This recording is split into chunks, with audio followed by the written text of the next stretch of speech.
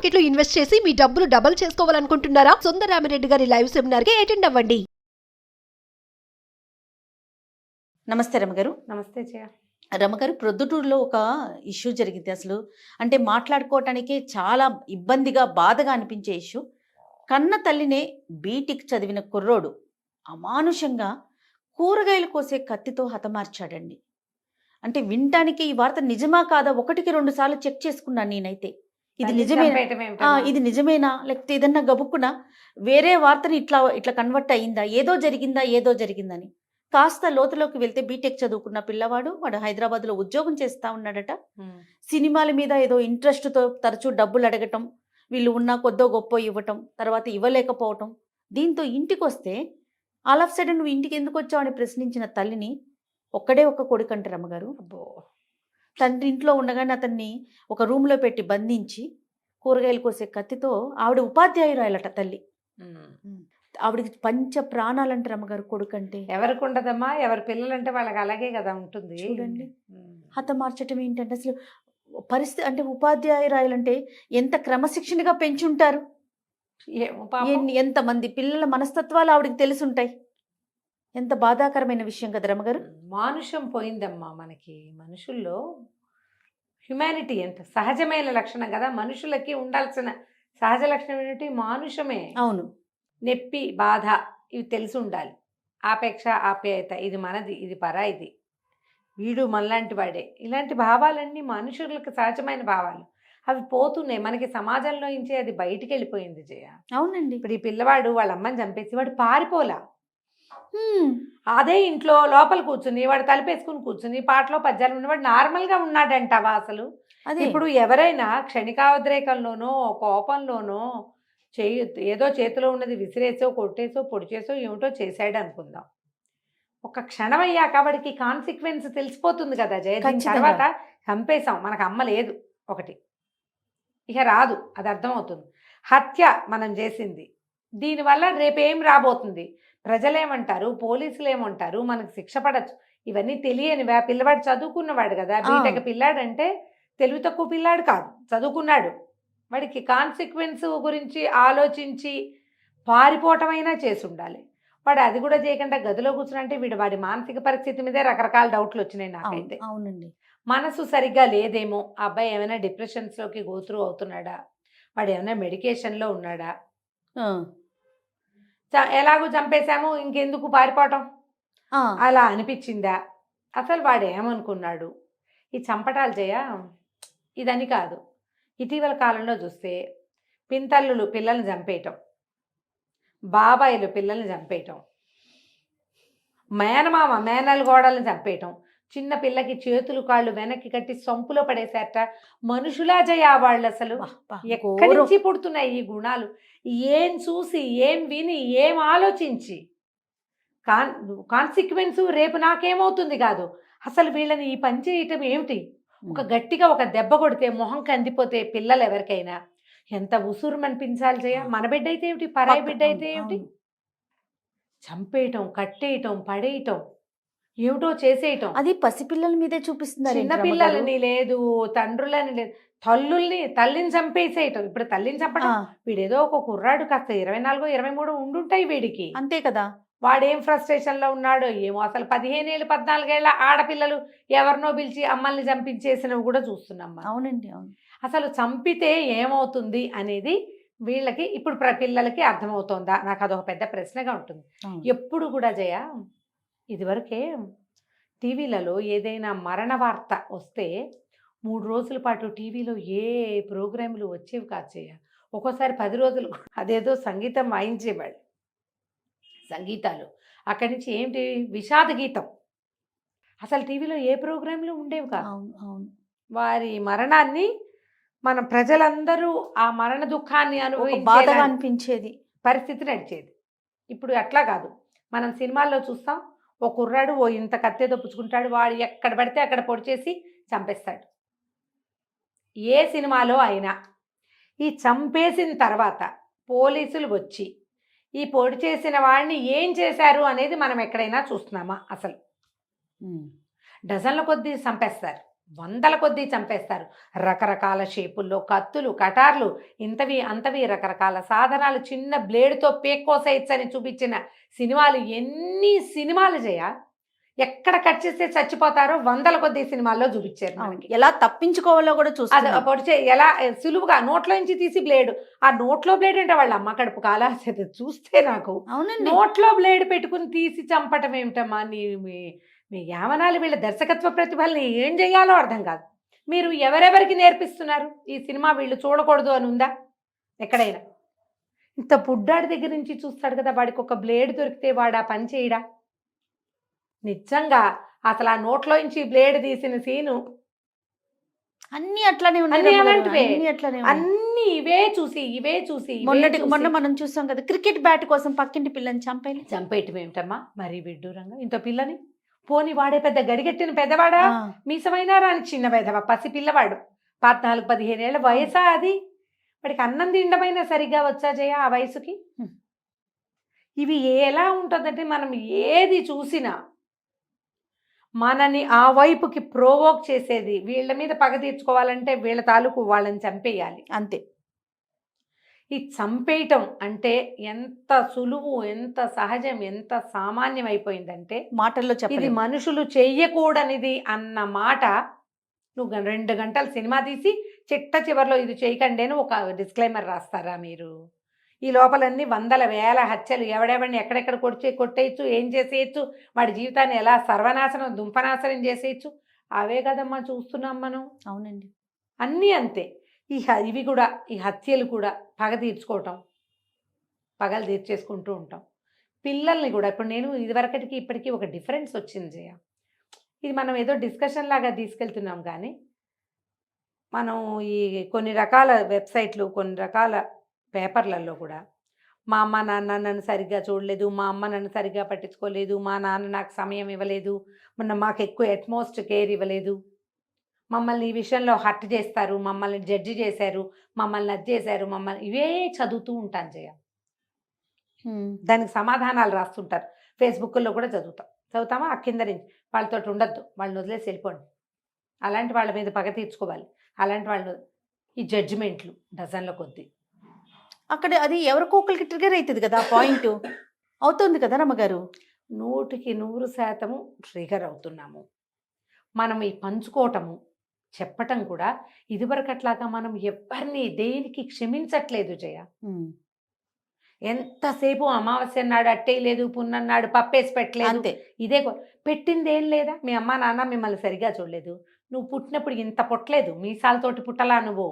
ఒక day baby అంటే వాడికి 1-2 ఏమీ తెలీదు. పుట్టగానే పిల్లలకి మస్ట్ మోషన్ అలా అవుతూ ఉంటుంది, కకేస్తూ ఉంటారు, ఏడుస్తూ ఉంటారు. పాలు నోట్లో పెడితే తల్లి చన్ను పట్టుకోవటం కూడా రాదు. గారు రక్తపు మడుగులో నుంచే కదా బయటకు వస్తారా? ఇక వాడికి నేర్పించి 4, 5, 6 ఏళ్ళు వచ్చాక వాడికి కొంచెం ఊహ వస్తుంది, ఎన్నో నేర్పుతారు. నీకు 20కి వచ్చాక నీకు సొంత భావావేశాలు బోల్డ్ ఉంటాయి. నీ డే 1 నుంచి నీ 20th ఇయర్ దాకా ఈ నడిపిన క్రమంలో నీ వల్ల వాళ్ళు ఎన్ని చచ్చుంటారు, ఎన్ని రకాల ఇబ్బందులు పడి ఉంటారు, ఎంత మోత అనారోగ్యాలు వస్తే పిల్లలు చంకదిగరు కదా జయ. అవును. కొంచెం జ్వరం వచ్చిందంటే పిల్లాన్ని ఎత్తుకునే ఉండాలి, మోస్తూనే. వంట చేసుకునేవాళ్ళు, బజార్ వెళ్ళేవాళ్ళు, ఏ పని చేస్తున్నా వీపీదో చంకలోనో బిడ్డల్ని మోసే తల్లుళ్ళు ఉండరు, ఖచ్చితంగా ఎక్కువ మంది ఉంటారు. అందరి పిల్లలు రాత్రిళ్ళు నిద్రపోరు.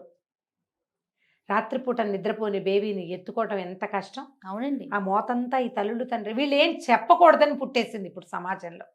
వాళ్ళు మమ్మల్ని జడ్జి చేయకూడదు, వాళ్ళు మమ్మల్ని ఇదేదే చేయకూడదు. నేను ఒప్పుకుంటా, చేయకూడదు. కానీ పరిస్థితి ఒకటి వస్తూ ఉంటుంది, నిన్ను వాళ్ళు మొయ్యాలి. నీ సెటిల్మెంట్ అయ్యేదాకా నిన్ను వాళ్ళు మోస్తూ ఉండాలి ఫైనాన్షియల్గా. నీ తాలూకు ఎమోషనల్ సపోర్ట్ అంతా వాళ్ళు. అలాంటప్పుడు తల్లిదండ్రుల వల్ల కానీ, సోదరుల వల్ల కానీ, సమాజం వల్ల కానీ మీరు కొంత ఇబ్బందిని ఎదుర్కొంటారు. దీన్ని పబ్లిక్లో షేర్ చేస్తే ప్రతివాడు వాడి అనుభవాల తాలూకు చేదులని మీ మీద పోస్తారు. మీరు ఇది అర్థం చేసుకోవాలి. నేను ఇది తప్పంటల్లా, ఇది చేస్తున్నాం మనం. ప్రతివాడి చేదు నువ్వు మింగాల్సి వస్తే ఇన్ని చేతులు మింగాక నువ్వు మనిషిగా మిగులుతావా? నీ సొంత చేదే నీకు ఎక్కువైపోయింది కదా. నువ్వు ఇతరులలో ఉండేటువంటి అన్ని రకాల వాళ్ళు ఎక్కడెక్కడ వాళ్ళు ఎదుర్కొన్న కష్టం తాలూకు ఎసెన్స్ని కూడా నువ్వు తీసుకుంటే నీకు వచ్చిన ఇబ్బందిని నువ్వు చాలా సింపుల్గా హ్యాండిల్ చేసుకోగలిగే పరిస్థితి ఉంటుంది మామూలుగా. అవును, ఇంతమందివి వింటే ఈ ఇన్ని జడ్జిమెంట్లలో నువ్వు దేన్ని పాస్ చేస్తావు? కరెక్ట్. దేన్నని తీసుకుంటావు? వాళ్ళతో నాకు ఇది వీడితో ఇబ్బంది ఉంది ఫ్రెండ్స్తో షేర్ చేసినా కూడా 5-6గురికి షేర్ చేస్తే 5-6గురికి 5-6 వేరు భావాలు ఉంటాయి. ఏది తీసుకోవాలి? హ్యాండిల్ చేయలేకపోతున్నారా? మా పిల్లలు ఇప్పుడు కష్టపడుతున్నారు, హ్యాండిల్ చేయలేకపోతుంది. ఇప్పుడున్న చిన్న సమాజం మనకు ఎట్లా అయిందంటే వీళ్ళకి పేరెంట్స్ పరిస్థితులు ఒక రకంగా ఉంటాయి, పిల్లలు చూసే సమాజం వేరు, వాళ్ళు తెలుసుకుంటున్నది వేరు, వాళ్ళ స్కూళ్ళు కాలేజీల్లో వాళ్ళు చూసేది వేరు, ఈ ఇన్స్టాలలో కానీ ఈ సోషల్ మీడియాలో కానీ వాళ్ళు వర్క్ చేసే వర్క్ ప్లేసుల్లో కానీ వాళ్ళు చూస్తున్న సమాజము, వాళ్ళు ఎదుర్కొంటున్నటువంటి సమస్యలు వేరు. ఈ పాతబడిన వెనకబడిన పేరెంట్స్ తాలూకు భావాలు ఈ పరిగెత్తించేసే ఈ భావాల మధ్యలో యువతరం కొట్టుమిట్టాడిపోతుంది. ఏం చేయాలో తెలియటల్లా వాళ్ళకి, అవును, ఏం చేస్తున్నారో అర్థం కావటం లేదు. పిల్లలు పాడైపోతున్నారు కదా. వీళ్ళు ఎట్లా రేపటి సమాజాన్ని ముందుకు తీసుకెళ్ళగలుగుతారు? పిల్లల్ని జాగ్రత్తగా హ్యాండిల్ చేయవలసిన బాధ్యత పేరెంట్సే కదా. ఖచ్చితంగా. పైగా పిల్లలేమో సమాజం ఎట్లయింది, నేల విడిచి సాము చేయటం. సామాన్యమైన కుటుంబాలు వీళ్ళు పెద్ద వేషం, ఏదో ఎవరో వేస్తున్న వేషం వేసేయాలని చూస్తారు పాపం. ఆ రకమైనవి మనకి ఏమంటారు అట్రాక్షన్స్, ప్రపంచం ఇచ్చే అట్రాక్షన్స్ అన్నీ ఇన్ని కాదు.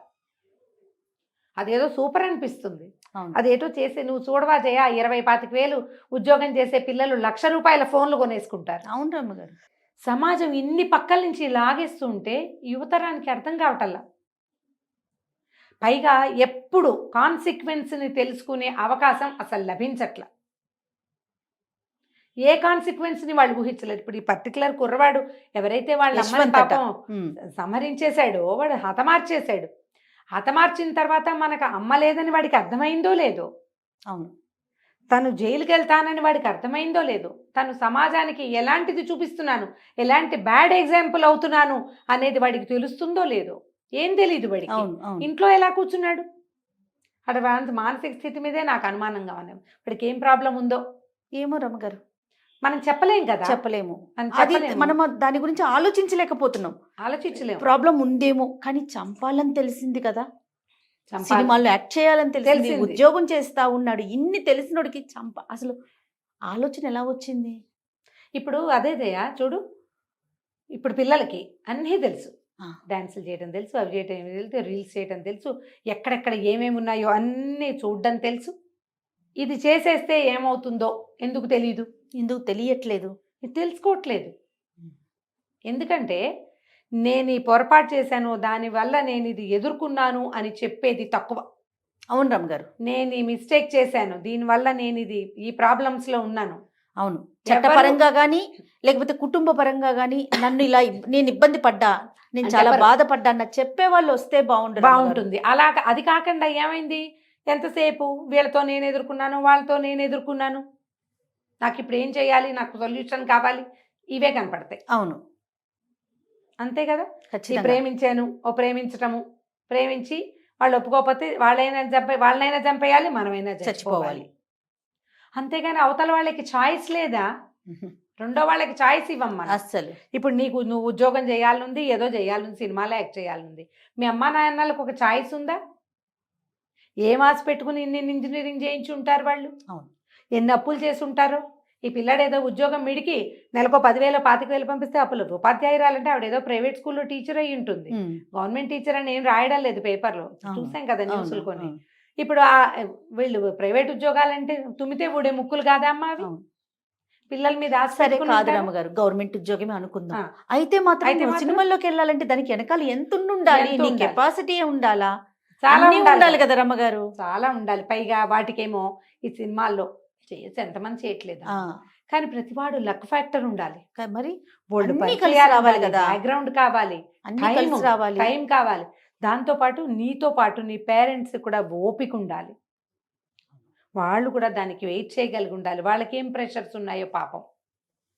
ఇప్పుడు చూడు, పిల్లవాడు జైలుకి వెళ్తాడు, లేదా తల్లి హత్యానేరం మీద ఇదిలో వాడు సమస్యలో ఉంటాడు, ఆ తండ్రి ఒకడే అవుతాడు, వాళ్ళకు ఒకడే పిల్లవాడు. చూడండి. ఏమిటా వాళ్ళ జీవితం అమ్మ. ఏదైనా చేసే ముందు, ఏం చేసినప్పుడైనా సరే ఆలోచించండి. యువతరానికి ప్రధానంగా ఇది మనం నేర్పించాలి. ఖచ్చితంగా. కాన్సిక్వెన్స్ ఆలోచించకుండా ఏ పనులు చెయ్యొద్దు. ప్రతిదానికి చూడు, ఏదో ప్లాన్ చేస్తామా, plan A, plan B, plan C ఉంటాయా? అవును. ఏబిసి ఉన్నాయి కదా.